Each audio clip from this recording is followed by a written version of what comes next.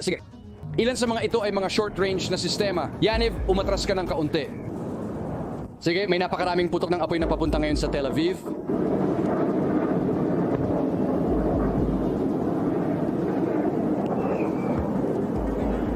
Yaniv, maghanda kang bitawan ng mga stick. Tara na, oras nang umalis.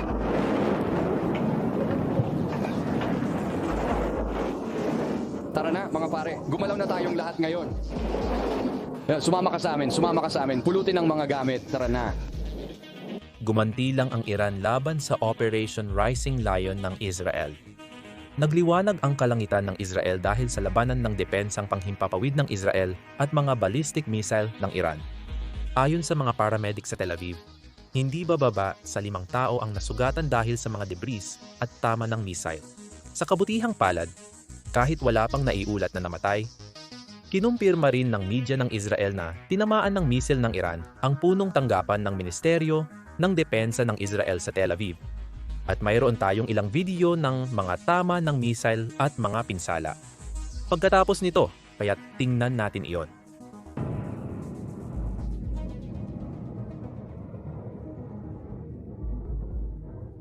Grabe, parang mahika yan, parang mahika.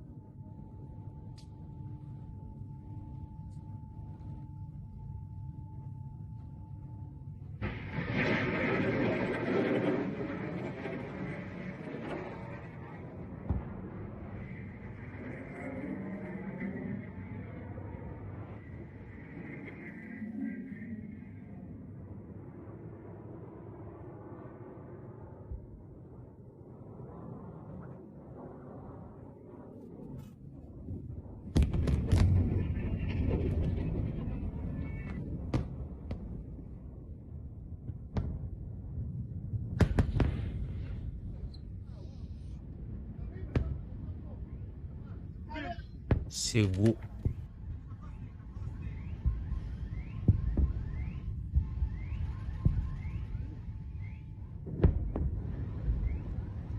Sa inyong screen, makikita nyo rin ang ilang larawan ng mga pinsala na kuha pagkatapos ng pag-atake. Malinaw na masama ang tinamaan.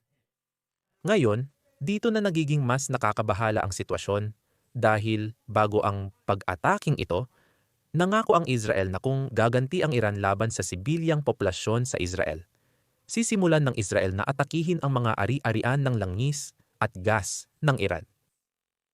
Kita mo, sa operasyon kagabi, pangunahing tinarget ng Israel ang mga pasilidad nuklear ng Iran at syempre ang mga air defense, pati na rin ang pamunuan ng gobyerno at militar ng Iran.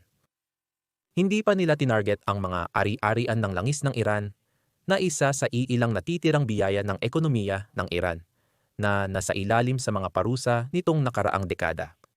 Pero ngayon, mukhang maaaring lumala ang sitwasyon.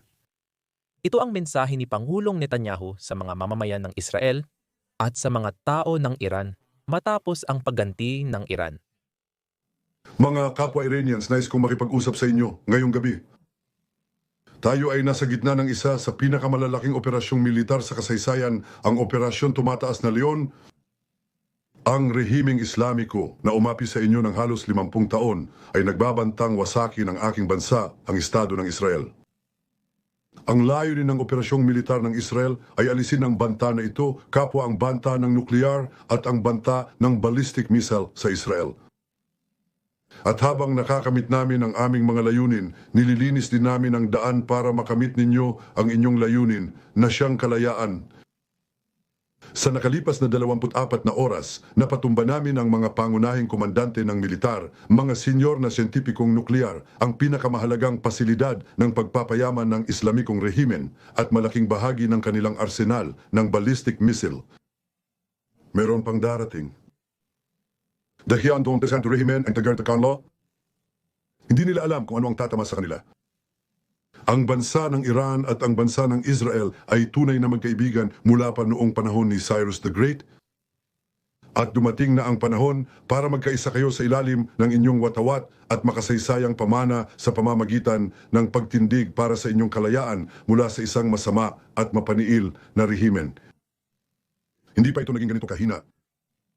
Ikinaiusong ng pagkakataon ninyong tumindig at iparinig ang inyong mga tinig Babae, buhay, kalayaan. Zandegi Azari. Tulad ng paulit-ulit kong sinabi noon at kahapon, ang laban ng Israel ay hindi laban sa inyo.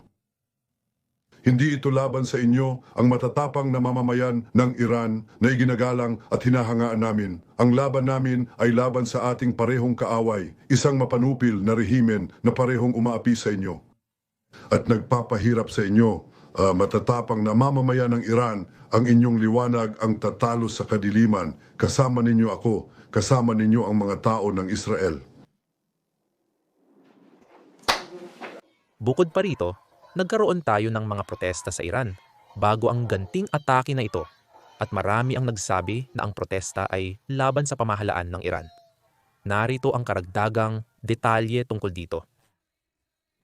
Letsing eksena sa Tehran ngayon. Daan-daang tao ang nagpoprotesta sa kalsada laban sa mga pag-atake ng Israel at sumisigaw ng kamatayan sa Israel. Pero dapat nating tandaan na habang maraming Iranian ang galit sa Israel, galit din sila sa kanilang malupit at mapaniil na gobyerno. Ang mga mula na nagbabawal ng anumang kalayaan, nagsasabit ng mga bakla sa crane, nang tutorture at pumapatay ng mga kalaban sa politika at nagbibitay ng mga tao sa malabong dahilan ng walang paglilitis. Ibig kong sabihin, palaging may mga taong bigla na lang nawawala sa bansang iyon. Maraming tao doon ang matagal nang naghahangad ng isang sekular at mas kanluraning uri ng pamahalaan. At Senador, napag-usapan na natin ito noon. Alam mo, nagkaroon kayo ng tinatawag nating Green Revolution noon at hindi nagawa ni na Clinton na maisakatuparan niyon. Ano ang mangyayari ngayon? Meron bang paraan para mahikayat ang mga taong ito na ipaglaban ang kanilang sarili? Hindi man nila mahalin ng Israel, kailangan makita na hindi basta mawawala ang mga nang-aapi sa kanila ng walang laban. Tama ka, Harris. Napag-usapan na natin yan noon. Matagal nang inaapi ang mga tao sa Iran. Isipin mo, maraming dekada na ang nakalipas noong ang bansang ito ay masigla. May mga kanluraning ideya at pagpapahalaga kung saan ang mga babae ay maaaring magtrabaho at lumabas sa kalsada. May magagandang programa sa agham at marami pang iba. Pero hindi na ganun ngayon, napakaraming tao ang inaapi, mayroong napakalinaw na sistema ng uri doon at sa tingin ko ito ay isang napakagandang pagkakataon para sa mga tao ng Iran na bumangon laban sa kanilang mga nang-aapi. Maraming tao ang pinaalis sa bansa at yung mga hindi nakatakas gaya ng nabanggit mo, nauuwi sila sa pagiging nawawala. Ang mga pag-abuso sa karapatang sibil ay talagang kakilakilabot. Ngayon ang panahon, ito ang sandali sa kasaysayan para itama ang bansang ito. Sinusubaybayan namin ang lahat ng ito habang nangyayari sa live stream sa channel na ito. Kaya gusto kong ipakita agad sa inyo ang isang clip mula doon. Grabe ang wild nito. Okay, kagabi ang Israel ay... Lumilipad ang mga jet ng Israel sa loob ng Iran nang walang takot dahil nawasak nila halos lahat ng air defenses ng Iran. Ngayong umaga, ilan sa mga leader ay bumalik na. Sa palagay ko, o may ibang kumuha ng posisyon ng pamumuno, nakapabagsak sila ng isang jet at may footage tayo ng piloto. Mukhang ito na nga iyon. Hindi ko maintindihan ang sinasabi niya sa Arabic, kaya sana hindi ito lumalabag sa mga patakaran ng YouTube. Pero ito ang footage ng piloto na nagparachute palabas ng jet. Ito ay isang piloto ng Israel. Iyon ang lumalabas sa mga ulat online. Ano yan, Juan? At sigurado akong video lang ito ng pagbagsak niya. May isang ulat na tayo ngayon mula sa isa sa mga mas kagalang-galang na account. Hindi sila nagsisinungaling o nagpapakalat ng maling impormasyon. Pero sinasabi ng Iranian state media na nahuli nila ang isang piloto ng Israel. Talagang hindi maganda ang balita dahil sigurado akong hindi siya tratuhin ng maayos ng mga Iranian. Tingnan ko kung makakahanap pa ako ng iba. Oo, nag-upload kami ng 3 beses sa nakaraang 24 na oras. Hindi, may team kami. Kaya hindi naman ako nawalan ng tulog. Nakatulog naman ako ng maayos. Oh, sige. Tandaan niyo yung clip na pinanood natin kanina mga tol. Mga 20 minuto na ang nakalipas. Tingin ko ito yung clip na ito mismo. Ito ang tumama. Tinamaan ang headquarters ng Israeli Defense Minister sa Tel Aviv. Kinumpirma ito ng isang Israeli news channel, kaya mukhang kapani-paniwala.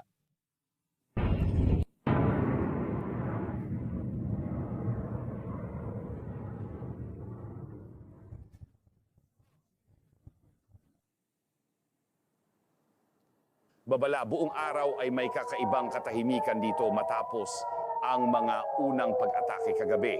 Pero ang babala ng mga opisyal ng militar buong araw ay huwag magpakampante, huwag magpalinlang. Inaasahan pa rin na tutugon ang Iran at iyon na nga ang nangyayari ngayon at iparirinig ko lang sa inyo ang tuloy-tuloy na tunog ng mga interception.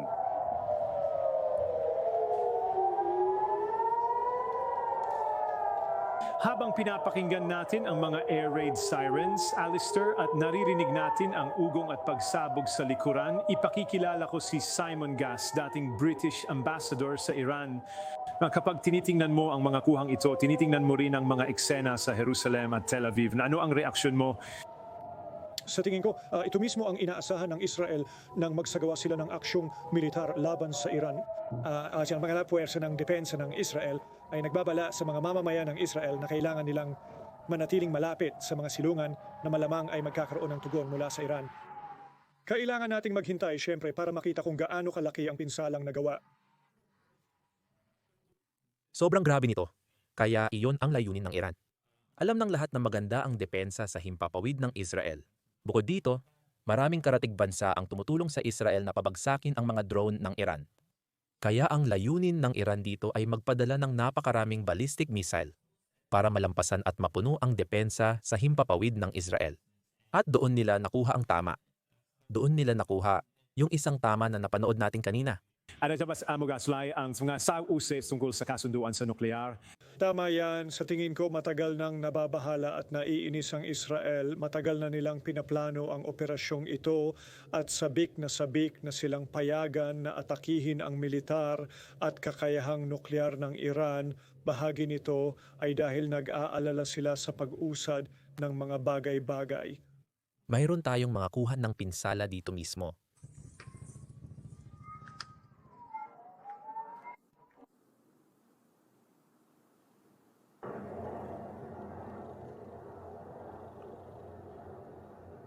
Grabe yan. Isipin mo na lang kung doon ka nakatira.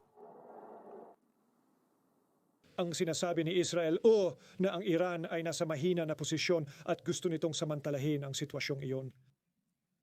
Oo, at ginagawa nila ito kahit na ang UN, mga leader ng kanluran, kasama na ang ating punong ministro, pati na rin si Pangulong Macron ngayong gabi ay nananawagan ng de-escalation, tinatanggap na may karapatan ng Israel na ipagtanggol ang sarili nito. Pero sinasabi na parehong panig dito ay kailangang umatras. Sa tingin ko, tama naman ang pagkakasabi niyan. Parehong panig talaga ang kailangang umatras, pero hindi ko iniisip na gagawin ito ng Israel hanggat hindi nila natutupad ang mga layunin nila para sa operasyon na malinaw na mahalaga para sa kanila. Sa totoo lang, mabilis ang buod lang. Kahapon, malinaw na sinabi ng Israel na hindi pa tapos ang operasyong ito. Kahapon, 5 magkakasunod na alon ng eroplano ang sumira ng maraming bagay. Kaninang umaga, may panibagong alon na naman ng mga jet at pag-atake. At ang Israel, ito ay isang operasyon na tatagal ng ilang araw at magpapatuloy hanggang sa tuluyang mawala ang buong programang nuklear ng Iran. At ang Iran ay hindi masyadong matalino. Inaasahan na nila ang ganitong pangyayari. Dahil kung titingnan natin ang mapa ng Iran, tingnan ko kung maipapakita ko. Ang mga pasilidad nuklear ng Iran ay nakakalat sa buong bansa. Kaya hindi ito parang, alam mo, na isang atake lang ng Israel ay sapat na. Kailangan nilang atakihin ang maraming iba't ibang lugar. Nasaan ang mapa ng mga pasilidad? Ayan dito. Ayos. Perpekto. Kung titingnan lang natin ang mapang ito, nakakalat talaga ito sa buong bansa at sinadya talaga yan. Sa katunayan, ang ilan sa mga lokasyong ito ay malalim sa ilalim ng lupa at bukod pa doon, ginawa sila na napapalibutan ng mga bundok. Kaya napakahirap talagang abutin. Sa tingin ko, ang 4 down na lokasyon ay napakahirap maabot kahit gamit ang lahat ng bomba at bunker buster. Mayroon ang Israel at eksakto yan kung bakit kahit pagkatapos ng pagganti ng Iran, hindi ko iniisip na titigil ang operasyon at bukod pa doon, sinabi ng Israel kaninang umaga na kung gaganti ang Iran laban sa mga sibilyan, tatargetin nila ang oil infrastructure ng Iran. Kaya tatargetin nila ang ekonomiya ng Iran, hindi lang ang mga nuclear facility. Grabe. Kung titingnan mo kung gaano kabilis itong bumagsak, hindi ko na sana ito nire-record.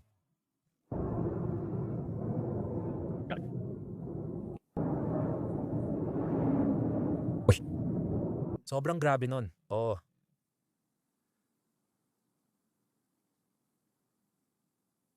Oo, Dana. Inangkin ng Iran na napabagsak nila ang isang Israeli jet at may footage tayo ng isang piloto na nagpaparachute palabas ng jet at ngayon, inaangkin ng Iranian State Television na naaresto na nila ang piloto. Pag-uusapan natin yan maya-maya lang.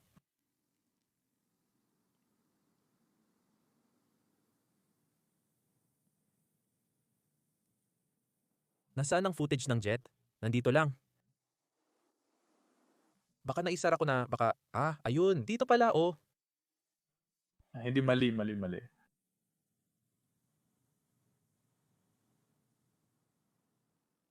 At ito ay may ulat din tayo na isa sa mga tinamaan sa Tel Aviv ay ang punong tanggapan ng Ministeryo ng Depensa ng Israel.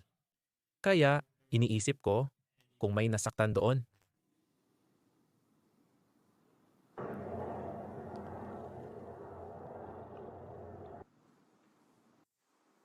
At bumalik tayo sa taong 2004 nang magpasya ang Iran na magtayo ng isang lihim na pasilidad sa Fordow. Meron ba talaga silang isa pang pasilidad sa kung saan na hindi natin alam, hindi alam ng intelligence o kung alam man nila, marahil ay naghihintay silang makita kung ano ang mangyayari doon. At nasaan ang uranium? Hindi inakala na binabantayan ito ng International Atomic Energy Agency ngayon. Hindi. Pero marami na silang kaalaman ngayon, hindi ba? Nakapag-ipon na sila ng napakaraming karanasan. Gaano kabilis makakabawi ang Iran mula rito? Isang taon ba ang pinag-uusapan natin? Yung global at kaya nilang lumabas at harangin ang mga target kahit bago pa ang kanilang terminal phase gaya ng nakita natin ilan sa mga missile doon habang pinakamabilis silang gumagalaw at pinakamaneuverable. Kaya si Joy Dangerously lang ang nagtanong. Maraming salamat sa $5. Ano ang posibilidad na may WMDs ang Iran? Ngayon ito ang nakakabaliw na bahagi. Dalawang bagay talaga. Una sa lahat may ahensya tayo ng UN. Sa tingin ko, tinatawag itong International Atomic Energy Agency. Parang isang atomic energy agency ito na gumawa ng isang bagay na hindi pa nagagawa ng UN sa loob ng 20 taon.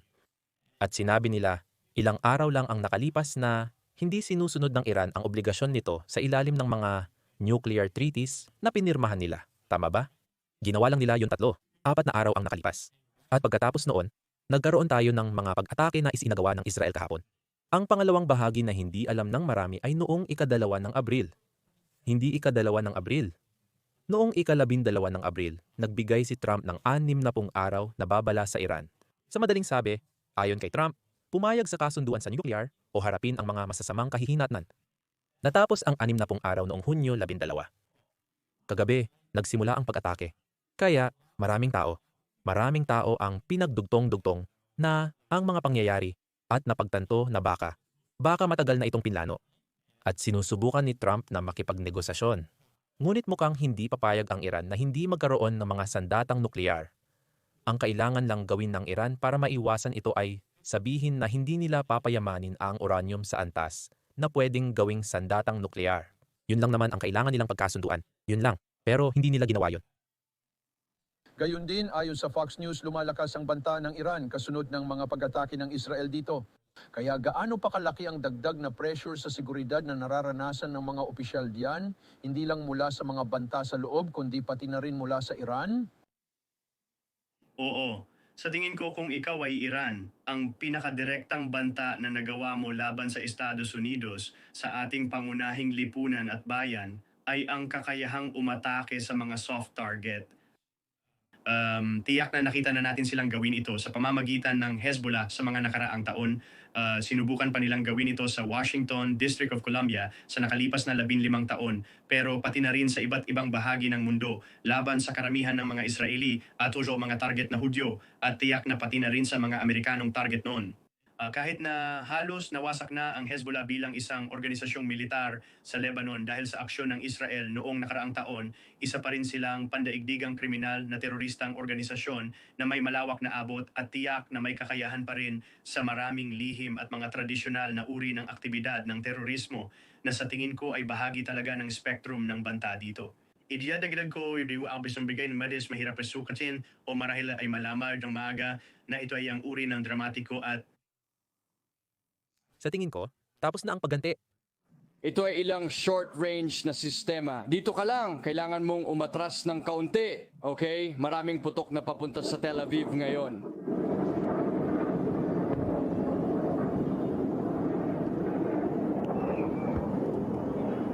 Kailangan mong maghanda para alisin yan. Bitawan mo ang kontrol. Bitawan mo ang kontrol. Sige, tara na. Panahon na para umalis.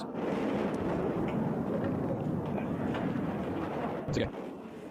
Guys, tara na. Lahat gumalaw. Lahat gumalaw. Oo nga, nakakabaliw na hindi nagtago ang mga taong to. Lahat ng mga taga-balita na to. Samahan nyo kami. Kunin ang gamit. Tara na. Ito na yung mga short-range na sistema. Yaniv, umatras ka ng kaunti. Maraming putok ng baril ang naririnig ngayon papunta sa Tel Aviv.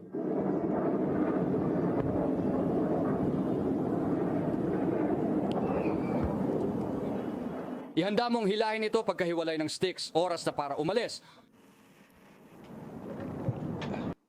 Kaya tumugon ang Israel sa mga atake. Sabi nila, magbabayad ng mahal ang Iran para sa missile attacks sa mga syudad. Malamang may seryosong ganti mula sa Israel. At ito ang pinag-uusapan ngayon. Target ng Israel ang mga oil at gas assets ng Iran. Kung umatake ang Iran sa sibilyang populasyon sa Israel. At yan nga mismo ang nangyari. Kaya siguradong, kung babalikan mo ang World War II, nagsimula rin iyon sa langis. Maraming langis ng China ang galing sa Iran. Duda akong makikialam ang China, pero maraming langis nila ang galing sa Iran. Mayroon pa tayong karagdagang footage mula sa CNN.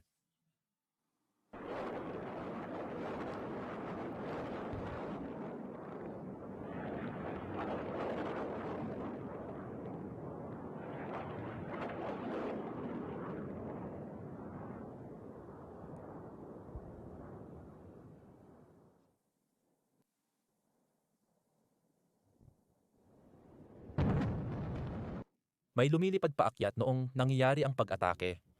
Parang may bumalik paakyat. Grabe, nangyayari iyan mismo sa downtown, nakakabaliw talaga. Kamakailan, nagpakawala ang Iran ng ikatlong bugso ng pag-atake. Sige, oo, mukhang interceptor ito, salamat Cold Switch. Oh, yun din ang tinitingnan ko. Ano yung bagay na yun na lumilipad pabalik?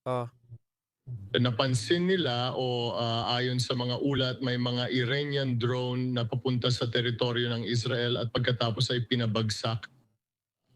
Pero ngayon sa nakalipas na mga 30 minuto, masasabi ko nakakita tayo ng pagpapaputok ng ballistic missile mula sa Iran papunta sa teritoryo ng Israel. At marami ng mga video lalo na sa social media na nagpapakita ng mga pag-atake sa mga lugar sa Israel lalo na sa mga lugar tulad ng Tel Aviv halimbawa. Kaya nakikita natin ito ngayon kasalukuyang nangyayari habang nagsasalita tayo.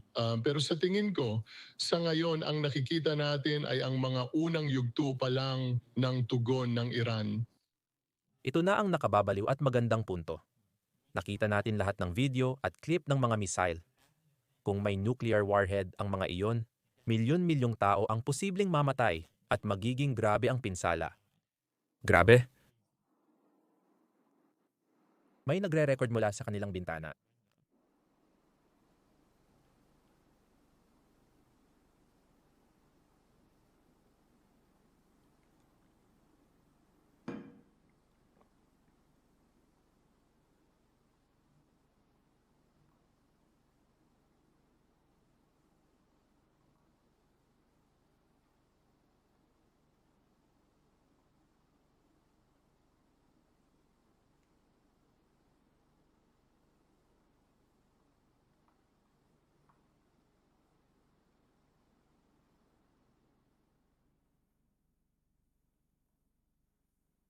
Masyadong tahimik. Panoorin natin ang ibang footage.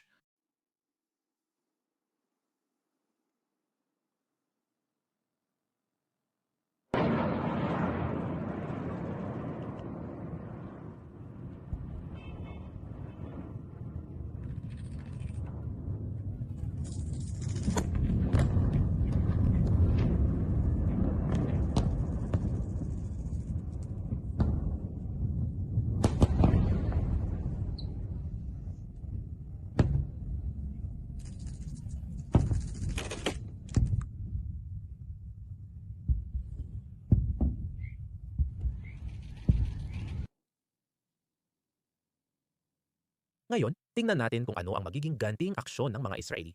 Sinabi na ng Israel na ito ay isang operasyon na tatagal ng ilang araw. At ngayon kailangan nilang gumanti sa ballistic missile strike ng Iran.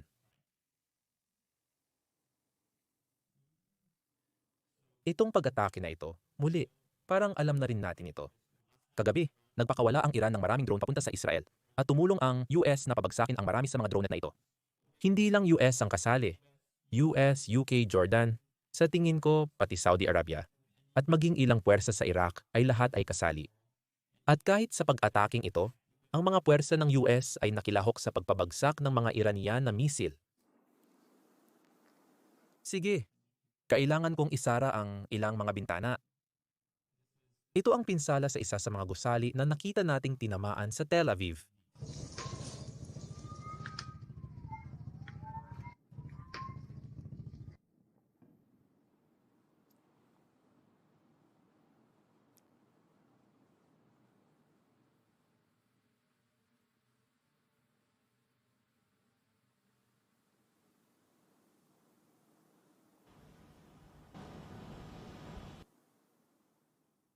Ito na lang malaki na Leila na naobserbahan natin kahapon, ang paggantian ng Israel o mas tamang sabihing pag-atake sa mga nuclear facility at military site ng Iran.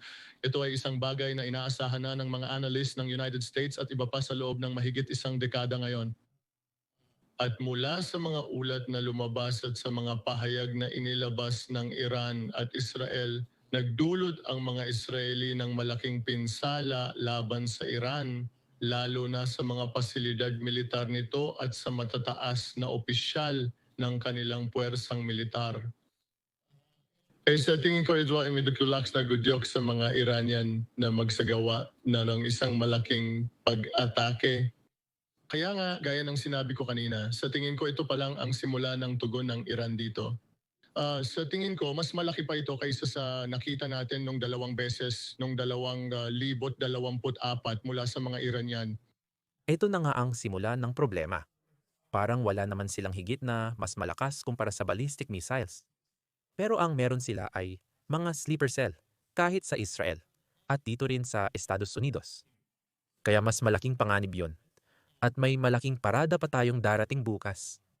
Kung gusto ng Iran na gawing simboliko ang anumang uri ng pagganti, kung talagang iniisip nila na nilinlang sila ng US, muli, sinabi ni kalihim ng Estado Marco Rubio sa publiko na hindi sangkot ang US sa pag-ataking ito sa kahit anong paraan. Tumutulong lang tayo sa pagtatanggol ng Israel laban sa mga drone at missile attack ng Iran. Iyon lang ang lawak ng ginagawa natin kung paano talaga tayo kasangkot. Pero alam natin ang tungkol sa pag-atake at maaring gusto lang talagang magwala ng Iran. Tingnan natin kung paano ang parada bukas. Sana ligtas ang lahat. Pero oo, talagang delikadong panahon ito. Pero sa tingin ko, tapos na ang mga pag-atake at pagganti. At kaya sa tingin ko magpatuloy ang Israel sa kampanyang ito ng pag-atake sa mga pasilidad nuklear at mga base militar ng Iran sa mga susunod na araw. Kaya hindi ko iniisip na titigil ito at hindi ko rin iniisip na titigil ang mga Iranian sa pagpapaputok ng ballistic missiles. Mayroon tayong pahayag mula kay Ayatollah Khamenei Ali Khamenei. Tiyak na magiging mapait ang buhay para sa mga Zionista. Nagtitweet siya buong umaga. Saan nagsimula ang tweet niya? Diyos ko, para talaga siyang influencer kung mag-tweet. Pero isa sa mga pinaka-nakakagulat na bahagi na nakita ko kahapon ay ilang oras lang pagkatapos. Hindi pa nga oras, mga 30 minuto lang matapos magsimula ang operasyon ng Israel. Nagsimula ng kumpirmahin ng Iran ang lahat ng namamatay. Kahit na pinapatay ang mga commander mo, walang bansang agad magkukumpirma nito. Di ko maintindihan kung bakit nila ginagawa yon. Sang-ayon ako, sabi ni Jonah, tiyak na nagtatago siya ngayong umaga. May pag-atake sa compound na tinitirhan niya ngayong umaga. Pero maraming mga tweet ngayong umaga, karamihan sa mga tweet ay nagkukumpirma na lahat ng mga pangunahing commander-in-chief ng Iranian forces at ng Quds forces, kung ano man ang tawag doon, lahat sila ay na-assassinate. Tinatawag nila itong pagiging martir. Oo, tinamaan nga ang bahay niya ngayong umaga ni Kunj. Oo. Ay grabe, nagpo-post siya sa Twitter habang nangyayari ang pagganti. May katiyakan na ang sandatahang lakas ng Islamic Republic ay magpapataw ng matitinding dagok sa masamang Zion na ito. Tama, hindi nila tinatawag ang Israel sa pangalan nito o tinutukoy bilang bansa. Sa halip, palaging ginagamit ang terminong Zionist regime. Yan ang pangalan na palagi nilang ginagamit. Mukhang kapag nakikita nila na patuloy na lumalala ang ganitong mga kaguluhan sa gitnang silangan, parang gusto nilang mailayo ang atensyon mula sa kanila at mapunta dito sa gitnang silangan. Tama. Alam mo, sa tingin ko kung may isa o kung may grupo ng mga bansa, Mga larawan ito ng epekto ng pag-atake sa Tel Aviv. Bago lang ba ito? Sa palagay ko, nakita lang natin dito ang epekto kung manonood tayo.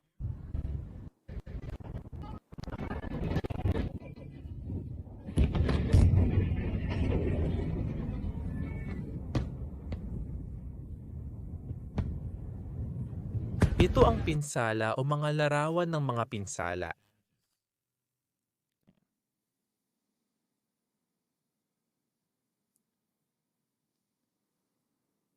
Hindi naman talaga mukhang punong tanggapan ng depensa ng Israeli Defense Forces.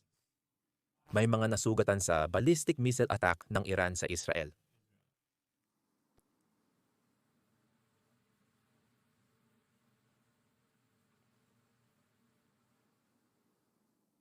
Pero sa tingin ko, tapos na ang pag-atake, mga pare, at ang gagawin ko ngayon ay titingnan natin kung ano ang mangyayari ngayon.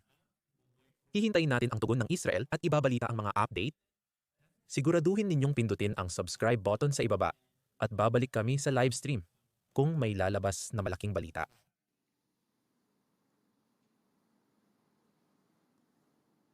Mabilis na tanong lang bago ako umalis. Kakakita ko lang nito.